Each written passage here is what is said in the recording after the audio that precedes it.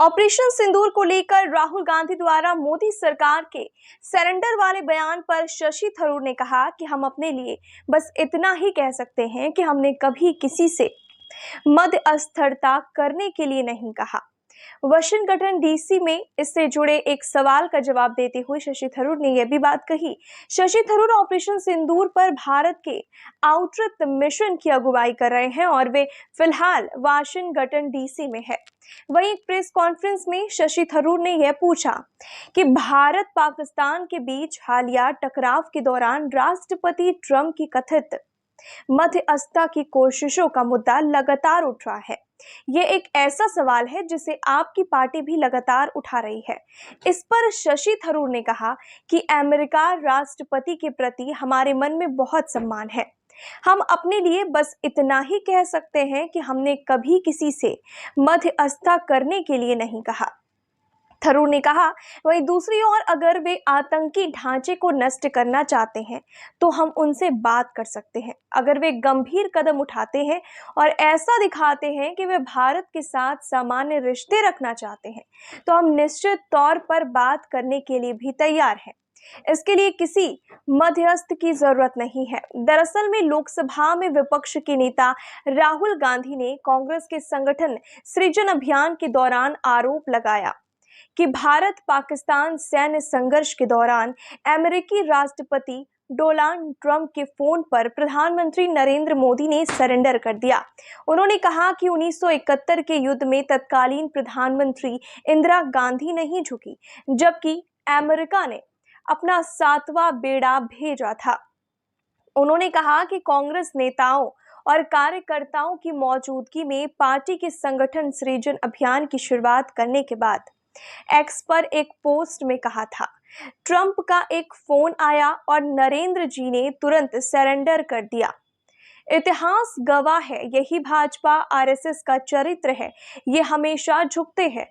राहुल गांधी ने कहा, भारत ने 1971 में अमेरिका की धमकी के बावजूद पाकिस्तान को तोड़ा था।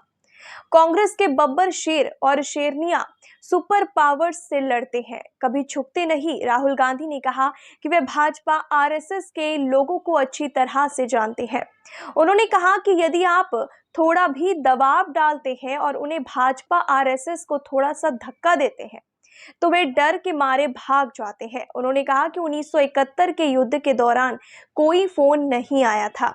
भले ही 7वां बेड़ा हथियार और एक विमान वाहन आ गया, लेकिन इंदिरा गांधी ने आत्मसमर्पण नहीं किया और कहा कि वह जो चाहती है वह करेगी। लोकसभा में विपक्ष के नेता ने कहा, गांधी, नेहरू, जवाहरलाल नेहरू और पटेल वल्लभ भाई ने कभी आत्मसमर्पण नहीं किया।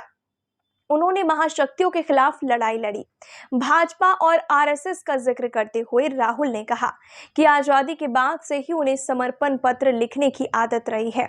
उन्होंने कहा कि यह अंतर है, यह उनका चरित्र है, वे ऐसे ही हैं। बीजेपी ने कांग्रेस नेता राहुल गांधी पर प्रधानमंत्री नरेंद्र मोदी के बारे में सरेंडर संबंधी टिप्पणी कर सशस्त्र बलों का अपमान करने का बुधवार को आरोप लगाया और कहा कि यह ऑपरेशन सिंदूर की सफलता को कमतर आंकने के समान है। बीजेपी के राष्ट्रीय प्रवक्ता सुधांशु त्रिवेदी ने कहा, कांग्रेस नेता ने पड़ोसी देश के समर्थक में बोले मामले में पाकिस्तानी सेना प्रमुख, उसके प्रधानमंत्री और वहां के आतंकवादी सरगनाओं को भी पीछे छोड़ दिया है।